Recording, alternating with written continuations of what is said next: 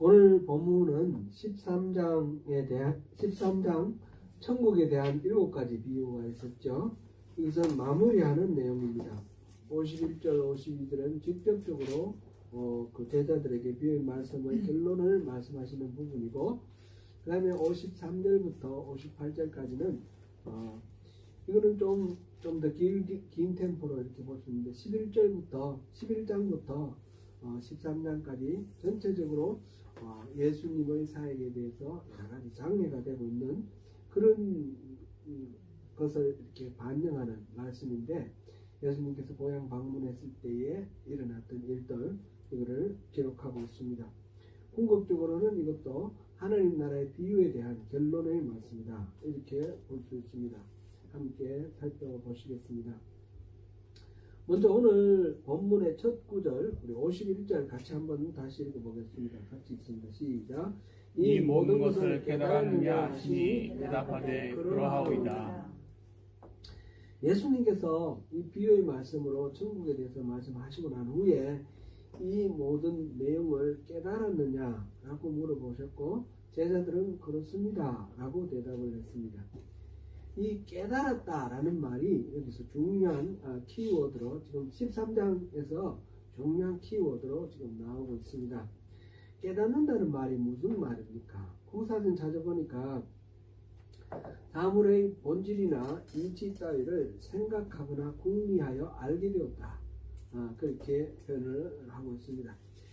이렇게 이치, 이것을 알게 되는 것, 참 이 깨달음은 하나님의 은혜입니다. 고대 그리스에서 아르키메데스라는 그런 철학자, 물리학자, 이런 다방면에 아주 탁월한 성취를 이룬 그런 학자가 있었는데, 왕이 이 아르키메데스에게 새로 만든 왕관이 이걸 금세공업자가 혹시 다른 불순물을 섞어 넣지 않았는지, 순금이 맞는지 그것을 검사해보라, 그런 명령을 받았습니다. 이걸 금인지 아닌지 어떻게, 이미 세공을 해서 이렇게 모양도 이렇게 아주 다채롭게 있는데, 고민을 하면서 있다가 목욕탕에서 목욕하다가 자기가 목욕탕에 들어가니까 물이 넘치는 걸 보고 원리를 깨달았습니다. 모든 물질은 비중이 다르다는 걸 알게 된 거죠. 그래서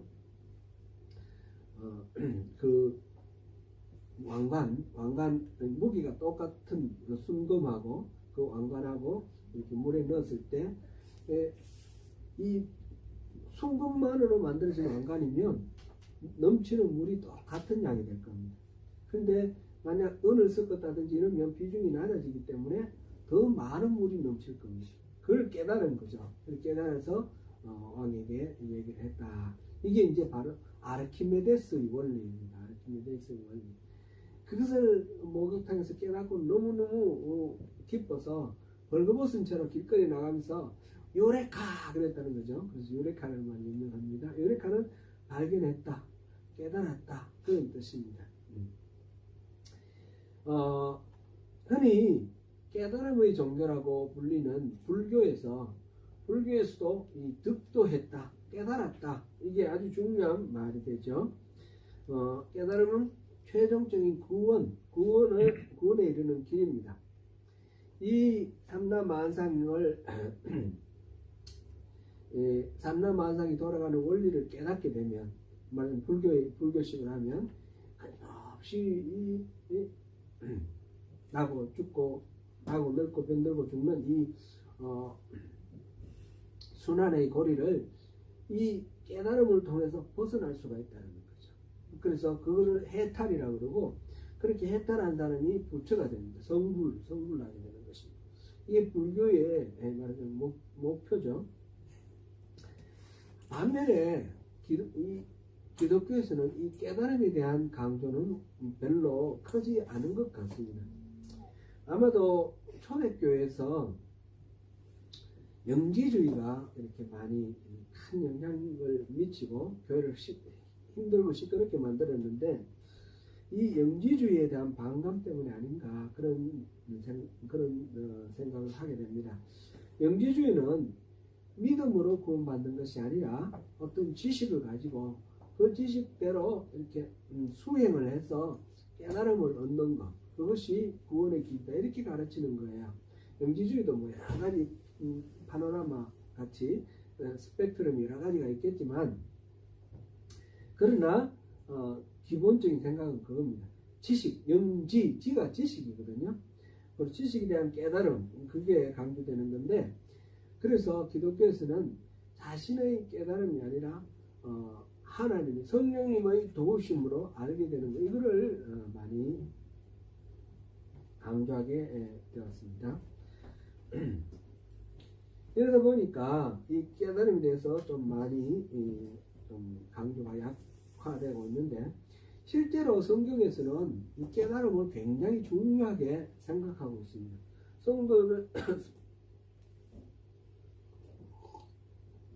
성도들의 이 덕목 가운데 아주 중요한 것이 성경의 말씀을 깨닫는 것입니다. 마태복음 13장 전체에서 그런 키워드다 제가 말씀을 드렸는데, 13장 19절부터 23절까지 우리 한번 보시겠습니다. 우리 앞에 이미 본 내용인데 19절부터 23절 한번 쭉 읽어보고 그 다음에 말씀 나누도록 하겠습니다. 시작.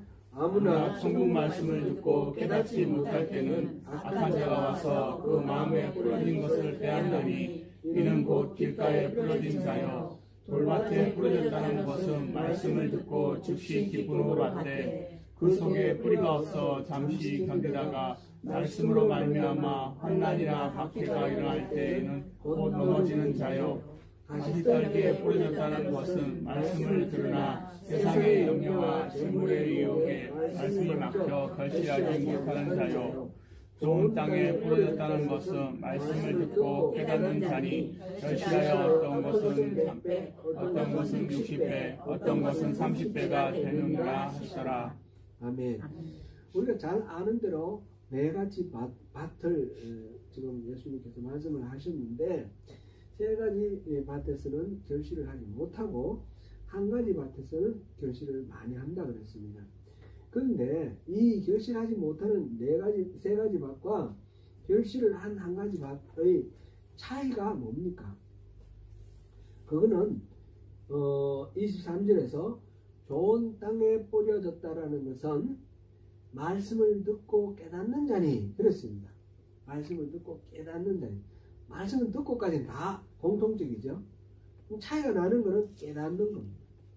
말씀을 듣고 깨닫는 자는 결실을 하고 깨닫지 못하는 자는 결실을 하지 못한다, 그런 말이 되는 것입니다. 이 깨달음이라는 말이 그래서 매우 중요한 것입니다. 성경에서 깨닫는다는 말은 단순히 알아듣고 내용을 이해한다 하는 그런 정도 이상입니다. 그것보다는 훨씬 더 나아가는 그런 것입니다. 길가에서 보면 말씀을 듣긴 들어도 깨닫지 못해서 다른 새가 와서 주워 먹었다 그랬는데, 전혀 말씀을 받아들이지 않는 경우죠. 그런 경우는 당연히 그렇겠지만, 이 돌밭에 같이 듣고 뭔가 공감이 돼 가지고 싹을 틔웠다 그랬습니다. 싹을 틔웠는데 금방 어려움이 올 때, 햇빛이 달고 이러면 뿌리가 말라지는 것처럼 신앙생활을 하는 것으로 인해서 핍박을 받거나 손해를 입거나 이런 어려움이 올 때 금방 그것을 포기해버리는 것.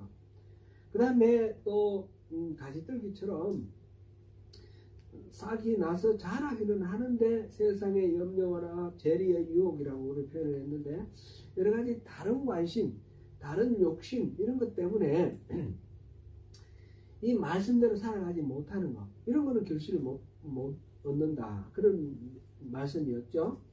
그러므로 이 깨닫는다는 말 속에는 단순히 그것을 이해한다는 것이 아니라, 그것에 머무는 것이 아니라 그것을 삶 속에 적용을 해서, 그 말씀이 삶 속에 적용이 돼서 내 가치관으로 변화되어가는 그 과정까지 포함하는 그런 말입니다. 그러므로 깨달음은 단번에 오는 거다 이렇게 말하기보다는 지속적으로 이해되고 삶의 가치관으로 이렇게 정착해가는 것이다 이렇게 말할 수가 있겠습니다.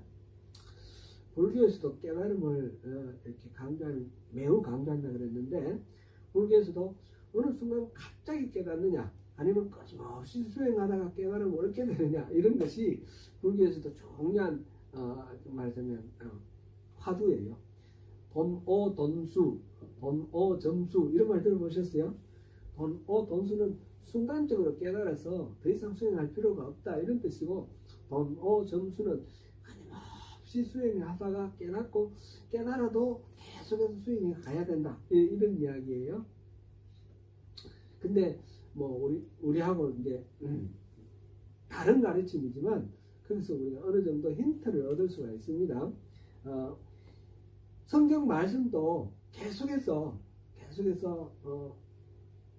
묵상하고 그래서 지적으로 이해가 되는 그 단계에서 머무르지 아니하고 삶에 적용을 해서 부딪히면서 깨지면서 참된 깨달음을 얻게 되는 것입니다. 어떤 때는 성공하면서 깨달음을 얻게 되고 어떨 때는 실패를 하면서도 깨달음을 얻게 됩니다.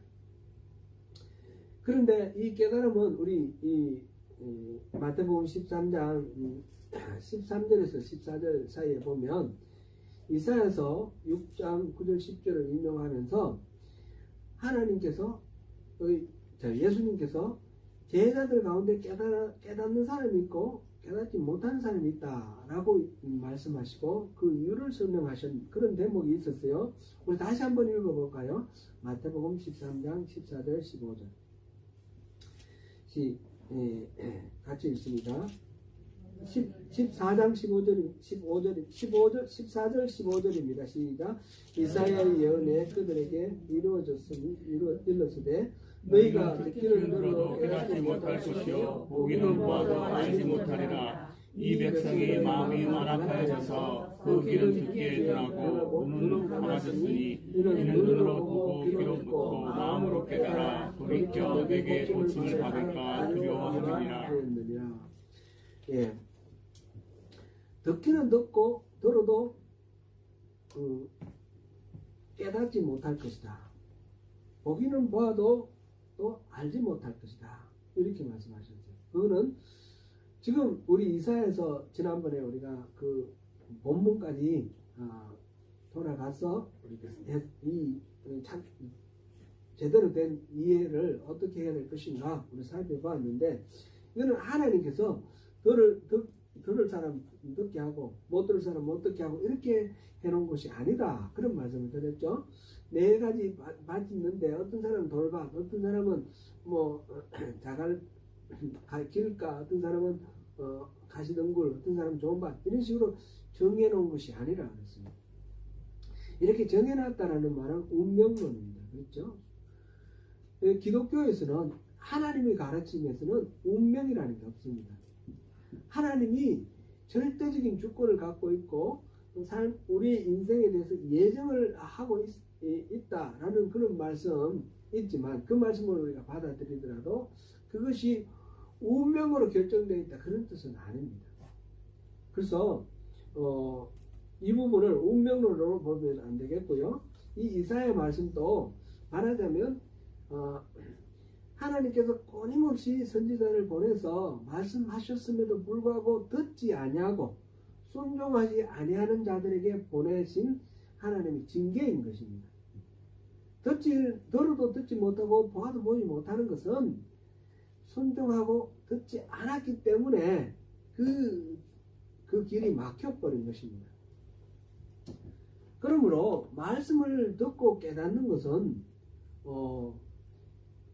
매우 중요한 것인데 하나님께서 지금 이렇게 듣지 못하고 보지 못하도록 하셨다는 것도 징계로 주어진 것이기 때문에 우리가 들을 수 있고 볼 수 있다는 것 자체가 은혜인 것입니다. 하나님의 말씀을 듣고 삶에 적용하고 순종할 때에 하나님께서 이것을 듣게 해주시고 보게 해주시는 것입니다. 그래서 이 네 가지 밭의 비유에서도 보면 농부는 누굽니까? 하나님이 농부입니다. 그죠? 우리는 밭이고요. 밭이 스스로 밭을 개간을 못 하거든요. 근데 농부가 개간을 하는데 어떻게 하느냐? 우리가 그 씨를 받아서 우리가 잘 뿌리를 내리는 그런 순종하는 마음이 있을 때 우리를 좋은 밭으로 갖고 가시는 것입니다. 이게 이제 참 이해하기가 설명하기도 어렵고 우리 이해하기도 쉽지 않은 그런 부분인데, 하나님의 말씀을 듣고 순종하면 할수록 우리 마음 더욱 기름지고 좋은 땅이 되어서 하나님의 말씀을 더 잘 반응하는 그런 밭이 되고, 우리가 불순종하고 거역하면 할수록 이 밭이 메마른 밭이 되고 하나님의 말씀 들어도 들리지 않고 보아도 보지 않는 그런 상태가 되어 간다는 것입니다. 선순환과 악순환이 있습니다. 그러니까 우리는 어떻게 됩니까? 오늘 우리 찬양, 마지막 찬양이 제게 너무너무 참 은혜가 되었습니다. 마지막 찬양, 우리 모든 시선을 주님께 드리고 우리가 전심으로 주님을 찾을 때 주님께서는 이 세상을 두루 돌아다니면서 전심으로 자기를 찾는 자를 찾으신다고 했습니다. 그에게 능력을 베풀어 주신다 하셨습니다. 그렇게 우리가 하나님을 찾을 때에 하나님께서 듣고 보고 깨달을 수 있는 그런 은혜를 주시는 것입니다. 예수님이 하신 말씀을 이제 제자들에게 다 깨달았느냐 그랬더니 다 깨달았다라고 제자들이 대답을 했습니다. 그래서 그 제자들에게 예수님께서 하신 말씀이 그 다음에 나오는 52절 말씀입니다. 52절도 같이 한번 읽어보겠습니다. 시작. 예수께서 이르시되 그러므로 천국의 제자는 서기관마다 마치 새벽과 옛것을 그 곳에서 메우는 집주인과 같으니라. 아멘. 예수님은 말씀을 듣고 깨달았다고 하는 이 제자들에게 유대교의 서기관과 같이 비유를 하셔서 천국의 제자된 너희들, 서기관들 이렇게 표현을 했습니다. 서기관은 원래 행정적으로 이렇게 여러 가지 서류를 만들고 법을 이렇게 정리하고 이런 역할을 하는 그런 사람들이었는데, 이 성경을 필사도 하고 성경과 관련된 여러 가지 이제 예배와 또 여러 가지 그 관련된 종교적인 행위들 기록을 남기는 사람들이 또 교회에서는 서기관이 되었습니다. 이 서기관들은 그러니까 율법을 잘 아는 사람들이죠. 또 잘 가르치는 사람들. 실제로 서기관들, 또 성경의 율법학자, 서기관 이렇게 번역이 되어 있는 사람들은 바로 그렇게 모세의 율법을 잘 알고 그것을 잘 가르치는 그런 사람들이었습니다. 예수님께서는 이런 사람들을 비유로 해서 이 천국의 제자된 서기관, 예수님의 이 참된 진리를 깨달은, 지금 예수님이 설명하신 이런 비유를 통해서 천국에 대해서 잘 알게 된 이 사람들이 바로 그 서기관들처럼 그렇게 또 잘 가르치는 그런 사람이라고 설명을 하십니다. 그래서 제자들은 마치 곳간에서 새 것과 옛 것을 내오는 집주인과 같다 이렇게 표현했는데, 옛 것, 새 것, 이 새 것은 예수님이 가르치시는 새로운 진리 이걸 말씀하겠죠, 가르치겠죠. 옛 것은 바로 구약의 성경에 담아 놓으신 하나님의 그 진리들을 말할 것입니다. 이런 모든 것들을 갖고 나와서 손님에게 대접하고 필요한 대로 공급하는 그런 집주인처럼 이 서기관들은 하나님의 그 진리에 대해서 옛 것과 새 것을 능통하게 잘 이해하고 다루고 할 줄 아는 그런 능력을 가지고 풍성하게 사람들에게 공급해주는 그런 역할을 하라 그랬습니다. 단순하게 표현을 하자면, 여러분들이 이걸 깨달았으니까 이걸 깨달은 걸로 멈추지 말고 많은 사람들에게 이것을 공급해주고 가르치고 인도하라는 말입니다. 전도하라는 말씀입니다. 사랑하는 성도 여러분, 여러분들은 천국의 비밀을 깨달았습니까? 깨달았으면 이것을 잘 공급을 하는 그런, 여기서 말하는 곳간에서 새 것과 옛 것을 가져 나오는 집주인 같이 이 성경 말씀에서 그 진리를 가져와서 잘 전하는 그런 전도자가 되시기 바랍니다. 천국의 제자된 이 새로운 세계관, 이거는 그 당시 율법을 다루던 세계관들과는 많이 차이가 나죠.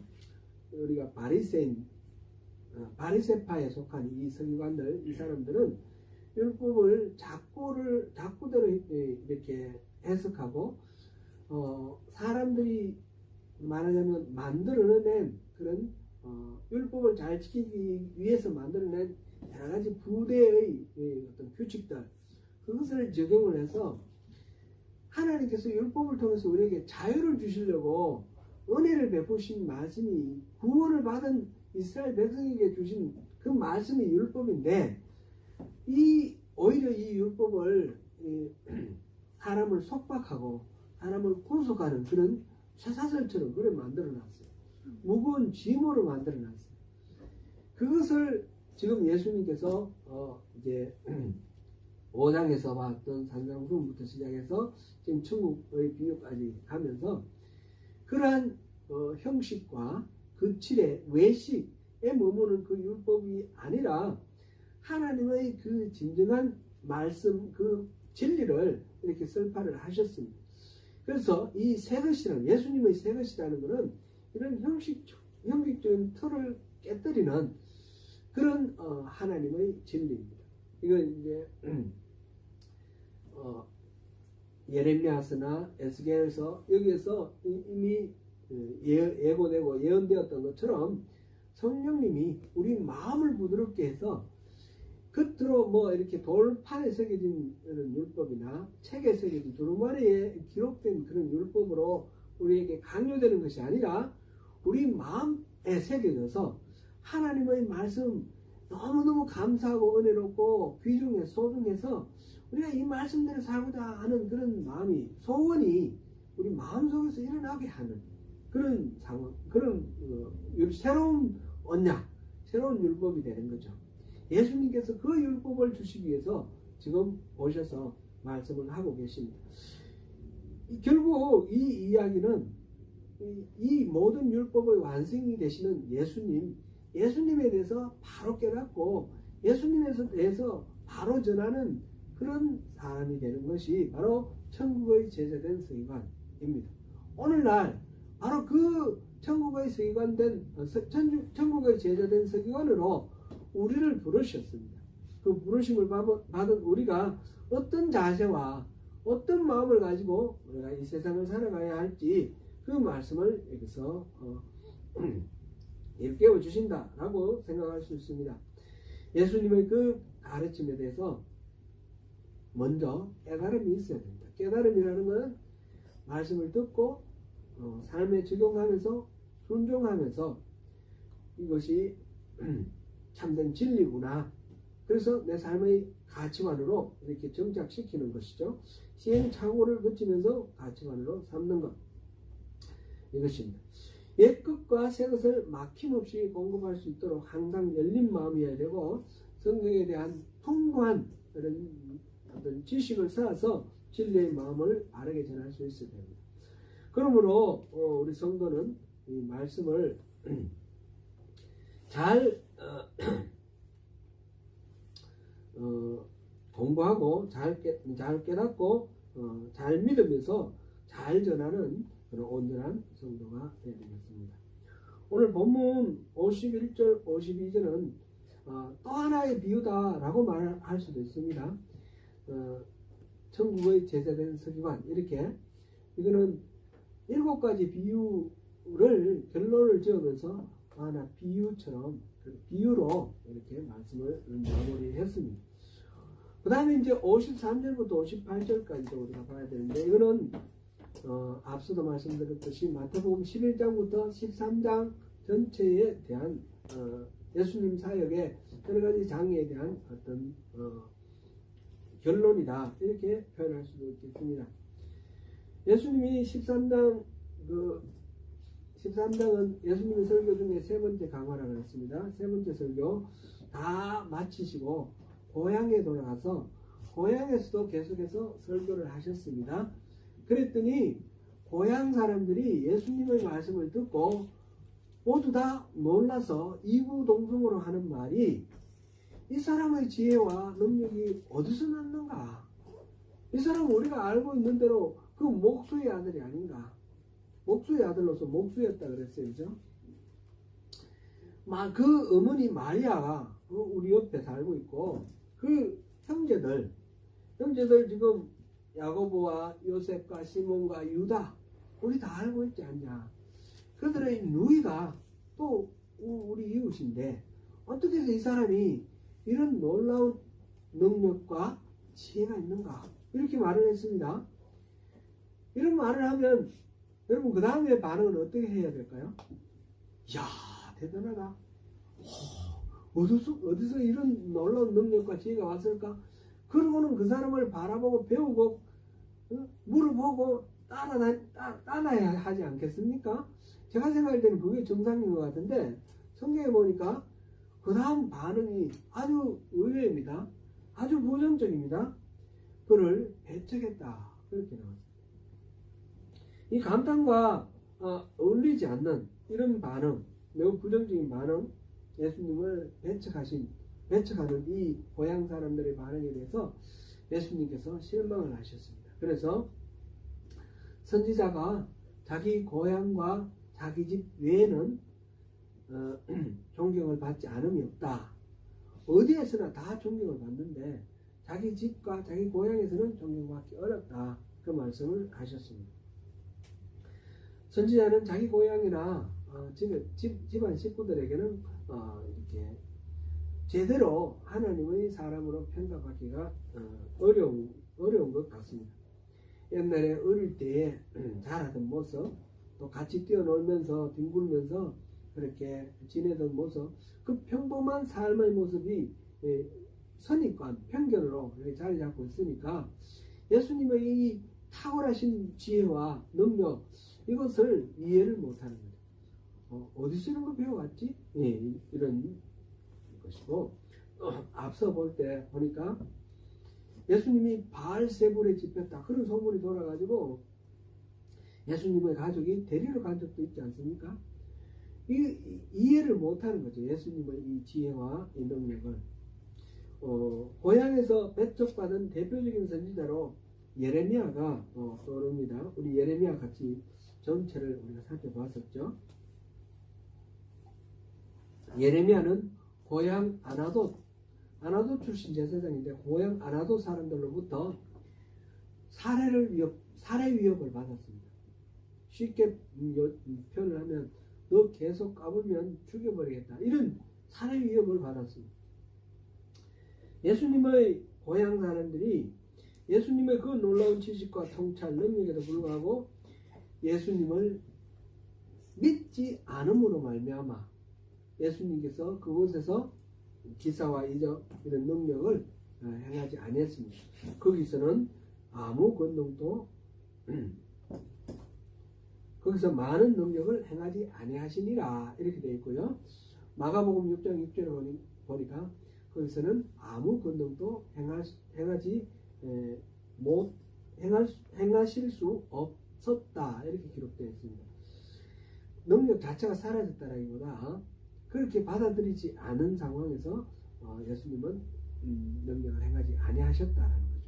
우리가 들으면 하나님의 말씀을 듣고 순종하면 할수록 말씀이 잘 들리고 듣지 않으면 말씀이 안 들린다라는 것과 같은 원리입니다. 예수님의 말씀에 순종하고 따르면 더 많은 권능을 행사하실 것이고 그렇지 않으면 그것도 행하지 아니하시게 되는 것입니다. 예수님 고향 사람들의 선입견이 결과적으로 예수님의 메시아 되심을 모르고 그 사실에 대해서 눈을 가리고 귀를 가렸습니다. 그들의 신앙이 결국은 그곳에서 권능이 일어나지 않고 손해를 보는 그런 결과가 되었습니다. 그들이 믿지 않음으로 말미암아 바로 그렇게 되었습니다. 그들은 분명히 예수님의 그 지혜와 능력을 보고 알았습니다. 그러나 믿지 않음으로 그 예수님의 은혜와 능력을 누리지 못하게 되었습니다. 사랑하는 성도 여러분, 우리는 어떻습니까? 하나님이 함께 하심을 바라십니까? 날발이 와서 계속해서 하나님의 그 함께 하심을 바라십니까? 우리 가운데서 일하시기를 바라십니까? 네. 그러면 믿어야 합니다. 믿고 순종하고 따라야 합니다. 복음의 말씀을 깨닫고 그 깨달은 대로 우리 함께 살아가십시다. 사랑하는 성도 여러분, 우리가 말씀을 이제 정리해 보겠습니다. 먼저 중요한 것은 깨달음입니다. 깨달음. 말씀을 깨달아야만 하나님 나라의 열매를 맺을 수 있습니다. 제자들은 자기들이 다 깨달았다고 말했습니다. 깨닫는다는 것은 단순히 그 말의 뜻을 이해했다라는 정도가 아니라 그 말씀드렸습니다. 때로는 말씀이 내 마음에 들어오지 않아서 이렇게 흘러 지나갈 때도 스쳐 지나가고 기억에 남지 않을 때도 있겠고, 때로는 외부의 압력으로 인해서 두려움과 손해 이런 불편함 때문에 그것을 택하지 않을 때도 있을 것이고, 때로는 말씀대로 살려고 하다가 다른데 마음이 뺏기고 관심이 뺏기고 욕심이 생겨서 또 소홀히 하는 그런 경우도 있을 것입니다. 그런 일은 우리 인생에 끊임없이 일어납니다. 그러나 그 모든 과정 속에서 우리가 기억하고 주목해야 될 것은 하나님께 우리 모든 시선을 드리고 하나님께 우리 모든 관심을 집중시킬 때, 하나님을 찾을 때, 그럴 때 하나님께서 우리에게 그 하나님 은혜의 자리에 나가야 된다, 이렇게 표현합니다. 예배할 때마다 가고 부흥회 때마다 가고 은혜의 자리를 우리가 갈 때에 하나님께서 성령을 통해서 우리 마음을 일구어 주시고 우리에게 그 좋은 열매를 맺을 수 있는 밭으로 우리를 변화시켜 주실 것입니다. 깨달음의 과정은 그렇습니다. 때로는 실패를 통해서, 때로는 또 성취를 통해서, 성공을 통해서 이렇게 깨닫는 것이 가장 먼저입니다. 그러기 위해서 성경을 읽고 묵상하고 또 들어야 합니다. 성경을 더욱 가까이 하십시다. 우리 삶에 끊임없이 적용하고 끊임없이 또 그 말씀대로 살아가는 삶의 고백을 우리가 하나님께 올려드리십시다. 그리고 깨달았으면 전해야 합니다. 우리를 부르신 하나님이 우리를 옛 것과 새 것을 꺼내오는 집주인으로 삼기를 원하십니다. 우리 교회 올해의 표가 뭡니까? 우리 주보 맨 앞에 한번 보십시오. 2022년 교회표 같이 한번 읽어보겠습니다. 시작. 지혜 있고 진실한 청지기가 되자. 누가복음 12장 42절 말씀에서 이 표를 가져왔습니다. 이 표의 내용과 오늘 본문의 이 내용은 일치하는 겁니다. 집주인이라고 표현했고 청지기라고 표현했지만 결국은 같은 것입니다. 하나님은 우리를 그렇게 청지기로 삼으셔서 다른 종들을 맡기시고 길을 떠나시면서 때를 따라 양식을 나누어 주라 라고 말씀하셨습니다. 우리는 이 땅에 하나님이 만드신 사람들에게 하나님의 말씀을 때를 따라 양식으로 공급하는, 그리하여 하나님의 백성으로 회복하는 그 일에 우리가 초청받고 부름을 받았습니다. 마지막으로 볼 것은 모든 것은 믿음으로 정립하는 것입니다. 깨달음이 내 삶의 가치관으로 자리 잡게 된 것을 믿음이라고 표현을 합니다. 머리로 깨달은 것이 계속해서 우리 삶의 과정 속에서 가치관으로 정립해야 된다 그랬는데, 그렇게 말씀드렸는데 그렇게 이루어진 것이 우리의 믿음입니다. 믿음은 단지 마음속으로 그렇다라고 하는 것이 아니라 우리 삶의 가치관으로 물어놓아서 그렇게 살아가는 것, 그것이 믿음인 것이죠. 굳건한 믿음 가운데서 하나님의 진리를 옛것과 새것을 자유자재로 풍성하게 공급하여서 하나님의 나라를 확장해 나가는 귀한 일꾼이 되시기를 축원합니다.